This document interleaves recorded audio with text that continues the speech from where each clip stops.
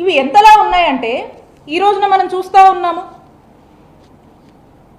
ఈ diversion politics ఎంతలా ఉన్నాయంటే సీనియర్ జర్నలిస్ట్ కేఎస్ఆర్ గారు వారు 5 దశాబ్దాల నుంచి జర్నలిస్ట్గా ఉన్నారు.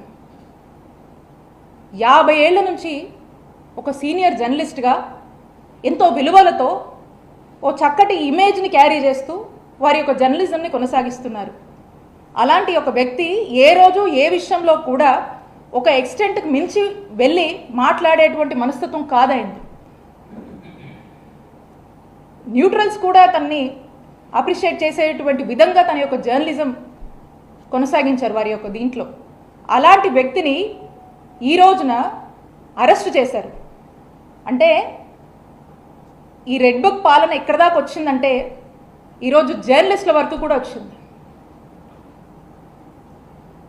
ఈ రెడ్ బుక్ పాలన ఎవరికి కూడా అతీతం కాదు అని ఈరోజు ఒక పరాకాష్ఠకి చేరింది అని చెప్పడానికే ఈరోజు ఈ కేఎస్ఆర్ గారి అరెస్ట్ని మనం చూడొచ్చని తెలియజేస్తున్నాము. ఏడాది కాలం నుంచి మనం చూస్తూ ఉన్నాము.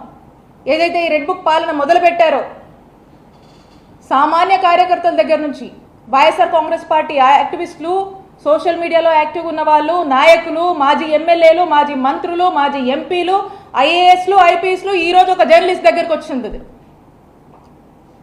అంటే ఒక్కసారి ఆలోచన చేయండి ఏ విధంగా పరాకాష్ఠకి రెడ్ బుక్ పాలన చేరిందనేది.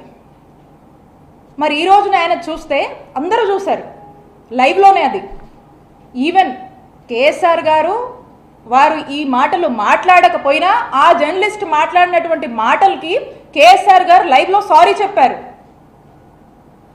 అండ్ పైగా ఆ యొక్క డిస్కషన్ని ఆపే ప్రయత్నం కూడా చేశారు. అందరికి తెలుసు. ఇక్కడున్న మీ జర్నలిస్ట్ని కూడా అడుగుతా ఉన్నాను, ఈరోజు జర్నలిస్ట్ దాకా వస్తారా? జర్నలిస్టులకు ఈ విధంగా ఇలా అరెస్ట్ చేసేదాకా వెళ్తారా? ఆయన చేసిన తప్పేంటండి? అంటే ఒక్కసారి ఆలోచన చేయండి. ఏ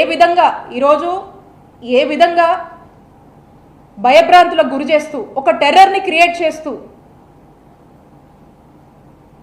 మనుషుల్ని ఒక టార్చర్ చేయడము, చంపేదాకా తీసుకెళ్లేటువంటి ప్రయత్నాలు ఈరోజు ఈ రెడ్ బుక్ పాలన చేస్తుంది కూటమి ప్రభుత్వం నాయకత్వంలో అని తెలియజేస్తున్నాము.